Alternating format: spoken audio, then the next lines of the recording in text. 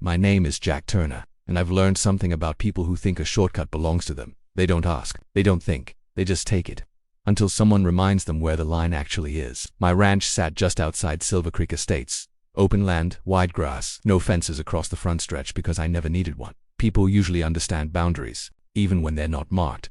But that only works with reasonable people. And Karen Whitfield was not one of them. It started small.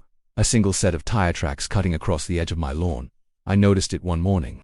Fresh marks pressed into the grass. Straight line from the HOA road, cutting diagonally across my land, connecting back to another street inside their neighborhood. A shortcut. Nothing more, at least. That's what it looked like at first. I ignored it because sometimes things stop on their own. But they didn't. A few days later there were more tracks. Wider this time, multiple vehicles, same path, same shortcut. And that's when I realized this wasn't random, this was habit. Someone had decided my land was their road. The first time I saw it happen in real time, it was Karen. Black Escalade didn't slow down, didn't hesitate. She turned off the paved road, drove straight across my grass, and rejoined the street on the other side like it was completely normal. I stepped out onto the porch and watched. She didn't even look over. That told me everything. Because people who know they're doing something wrong at least pretend to check. She didn't. That meant she believed it was allowed. The next morning I drove over to the HOA office. Glass front, clean sign, everything designed to look official. Karen was inside. Of course she was. "You've been driving across my land," I said. She didn't even look surprised. "It's just a shortcut," she replied. "It's private property. It's open land." I looked at her. "That doesn't make it yours." She leaned back slightly. "No one's complained before." I nodded once. "I am now." She waved it off like it didn't matter. "It's not a big deal." That was the moment I understood something important. This wasn't about convenience. This was about entitlement. So I left. No argument, no warning. Because arguing doesn't fix behavior like that, consequences do. The next morning, I started making calls. Surveyor, contractor, materials, supplier. No rush, no anger, just precision, because this wasn't about reacting. It was about making a point that couldn't be ignored. The survey team came first, marked every boundary, every corner, every inch of that open stretch of land.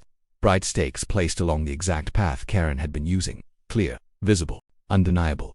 Karen showed up halfway through. "What is all this?" she demanded, marking my property. I said, "You already know where it is. I want everyone else to know too." She didn't like that because visibility removes excuses. The next step came the following day. Concrete posts, heavy, solid, placed along both sides of that shortcut path, not blocking it completely, just narrowing it, forcing anyone who tried to drive through to slow down, to think. Karen saw it immediately. "This is ridiculous," she said. "It's my land. You're making it difficult for residents." I looked at her. "They shouldn't be here." She crossed her arms. "They'll still use it." I nodded slightly. "We'll see." And we did, because the next car that tried to cut across slowed down, hesitated, then turned back. The second one did the same. The third tried anyway, and scraped their tire against one of the posts. Not damaged badly, but enough to make a point.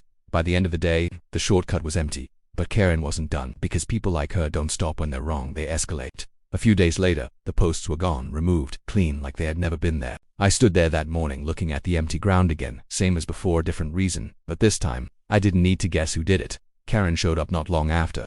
"You can't block access like that," she said. I looked at her. "You removed my property. It was necessary." That word again. Necessary. People use it when they don't want to admit they crossed a line. "You came onto my land," I said calmly. "It was affecting residents." I nodded slowly. "All right." That was all I said, because now it was time to finish it. The next step wasn't small. It wasn't temporary, and it wasn't removable. The contractors arrived early. Steel barriers, heavy, anchored deep into the ground. Not just posts, a full boundary system, running the entire length of that shortcut path. Clear, solid, permanent. Karen showed up before they were even finished. "You can't do this."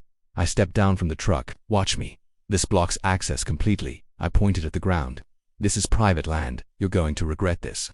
I looked at her. "No," I said calmly. "You are." She tried everything after that: complaints, fines, calls to the county, but every time she got the same answer: legal, compliant, within property rights. The county inspector came out himself, walked the entire barrier line, checked placement, reviewed permits, then turned to her. "It's legal." That was it. 2 words. And just like that her control disappeared, because without authority, all she had left was opinion. And opinion doesn't move steel. The shortcut was gone completely. No cars, no tracks, no excuses. Residents had to use the actual roads again.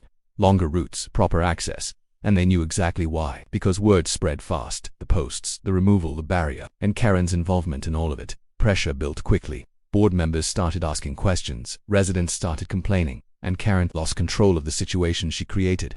She stepped down within weeks. No announcement, no apology, just gone. As for that stretch of land, it's still there, grass growing back, no tire marks, no shortcuts, no confusion, and every time someone drives past it now, they understand something simple. It was never a road. It just took someone finally enforcing the boundary to remind them